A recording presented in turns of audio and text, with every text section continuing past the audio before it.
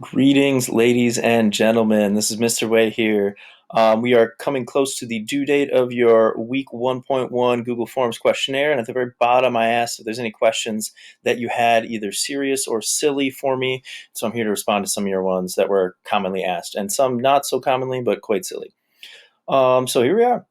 One person said, I'm looking to do some test corrections soon. Could I just Google them, or excuse me, put them in a Google Doc and then send them in an email? Absolutely. Go ahead and do that.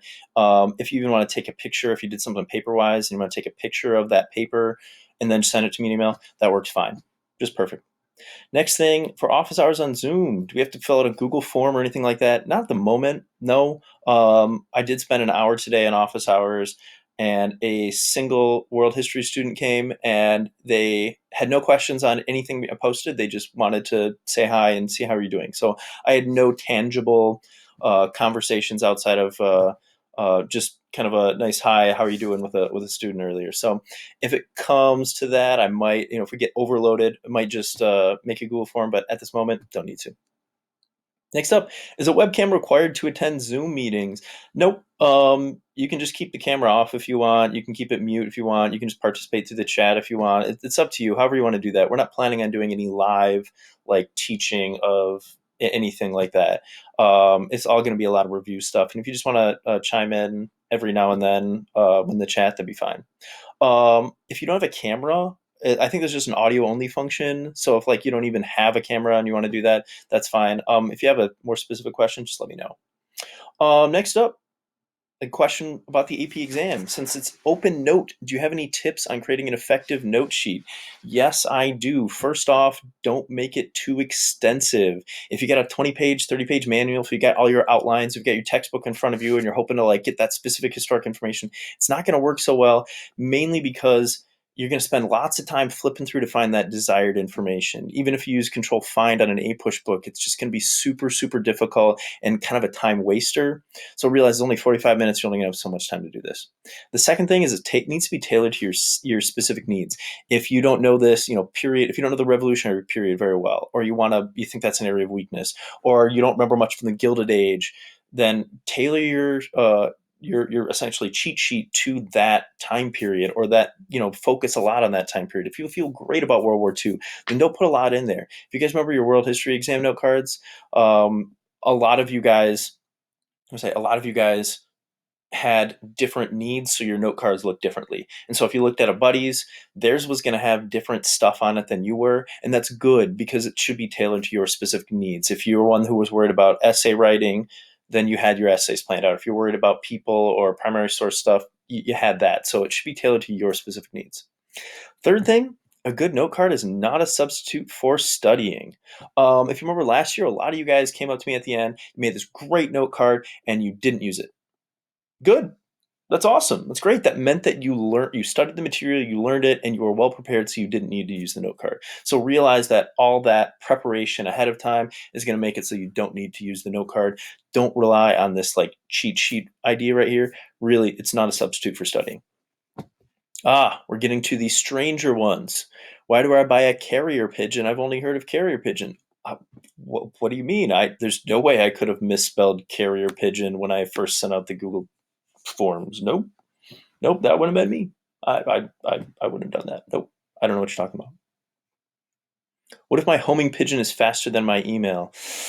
You don't know how homing pigeons work, or at least I don't think you do. Looking at this, a homing pigeon will return to its own nest and its own mate. So it can go back home.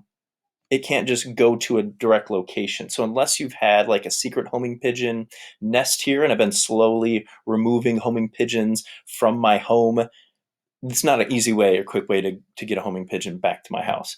Plus, I've never seen it, so I doubt I would even recognize a homing pigeon. So obviously, this is just silly. Next up, if we have a carrier pigeon, we should execute it.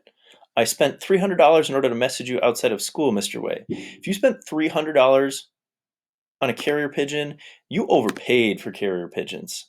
That is way too much. They're also called homing pigeons, and you can just go and get, like, a perfectly live racing homing pigeon for $90. This really fancy one, the Alphonse Class Racing Homer, $100. Man, you could have gotten 3 homing pigeons for this. That's it. Just you overpaid too much. Unless that homing pigeon does your taxes, you overpaid. Or I mean, is going to take the APUSH exam from you for you. You overpaid, definitely. Next up, they asked a previous question, so I excerpted that right here. Where do you fall on the political compass? I need to know. I need to know. That is an insanely personal question about my political beliefs, and then you follow it up with this creepy, stalkerish.